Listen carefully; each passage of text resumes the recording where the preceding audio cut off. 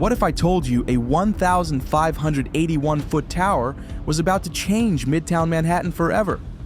Rising at 175 Park Avenue, this isn't just another skyscraper. It's a bold statement of power, innovation, and the future of New York City. Some say it's a masterpiece, others call it a billionaire's playground. But one thing's for sure, this tower is redefining the skyline. Stick around, because by the end of this video, you'll see why this is one of the most important projects in NYC's history. Welcome to Big Builds, a tower unlike any other. Midtown Manhattan isn't new to record-breaking skyscrapers, but this one is different. At 1,581 feet, it will be one of the tallest buildings in the entire Western Hemisphere, soaring above icons like the Empire State Building and One Vanderbilt. But its significance isn't just about height. This tower represents a new era for NYC architecture, one that blends innovation, sustainability, and modern urban planning. The site it stands on is no ordinary location. This is where the Grand Hyatt Hotel once stood, a historic but controversial landmark that played a key role in Donald Trump's rise in real estate. The decision to replace it wasn't just about creating something taller. It was about reshaping an entire section of Midtown, right next to Grand Central Terminal. Developers saw this as an opportunity to maximize prime real estate while introducing a project that could redefine how people work, live, and interact in the heart of the city. Unlike many super tall towers that cater only to the ultra-rich, this is a true mixed-use skyscraper. It combines high-end office spaces, luxury residences, a state-of-the-art hotel, and public amenities. That means thousands of jobs, increased foot traffic, and a boost to Midtown's economy. But does that mean it actually benefits everyday New Yorkers? That's the big debate. Beyond its function, the tower's design is a marvel. Skidmore, Owings, and Merrill wanted more than just another glass box. They envisioned a structure that feels timeless, yet futuristic, blending into Midtown's architectural fabric while making a bold statement. The tapered design isn't just for looks, it reduces wind resistance, increasing stability at extreme heights. The high-performance glass optimizes natural light while minimizing heat gain, making the building more energy efficient. And at the base, a massive public plaza that transforms the street-level experience, offering much-needed green space in one of the busiest parts of the city. But as groundbreaking as it is, some argue it doesn't belong in Midtown. Blending the future with the past. One of the biggest controversies surrounding this project is its proximity to Grand Central Terminal, one of New York City's most beloved and historically significant landmarks. For over a century, Grand Central has stood as an architectural masterpiece, a symbol of old New York that has managed to survive modernization while retaining its timeless Beaux-Arts charm. But now, some fear that this towering 1,581-foot skyscraper will overshadow its grandeur, fundamentally altering the character of Midtown Manhattan. Critics argue that the new structure is too modern, too massive, and too disruptive to the area's traditional aesthetic. To them, it's not just about a new building, it's about preserving the soul of the city.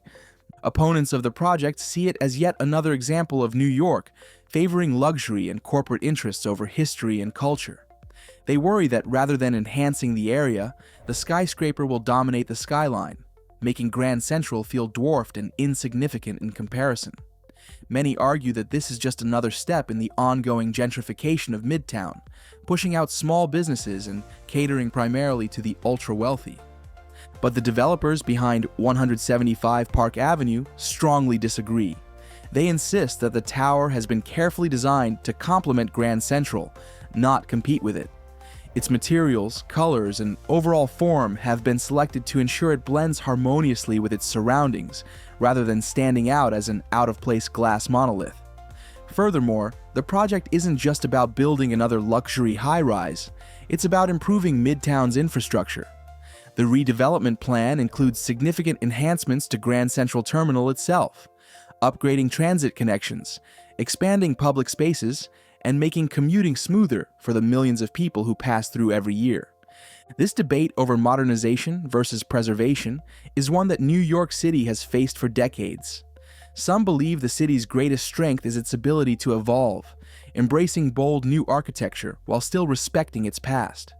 Others see projects like this as a sign that Manhattan is becoming a playground for the elite, with history taking a backseat to high-end real estate. But regardless of which side you're on, one thing is certain: this tower is here to stay. Whether it becomes an iconic addition to the skyline or a controversial example of overdevelopment, it will forever change Midtown Manhattan. The battle to build, why this almost didn't happen. A project this massive doesn't just appear overnight.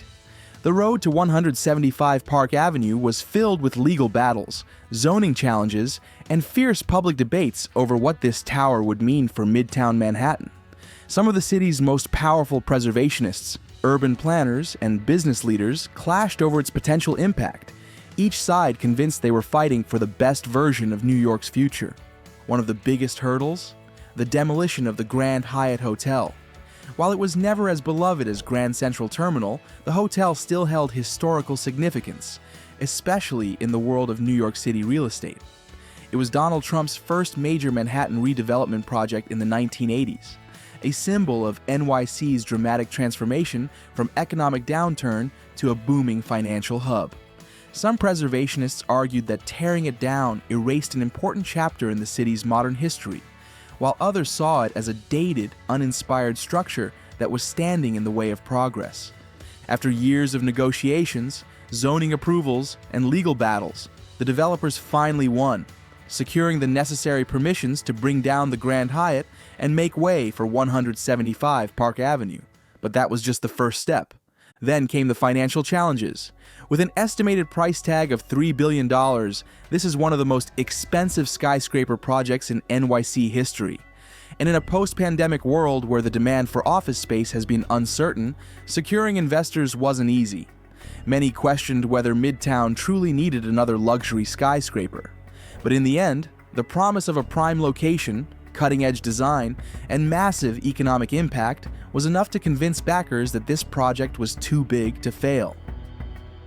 Inside the tower, what's really happening at 1,581 feet?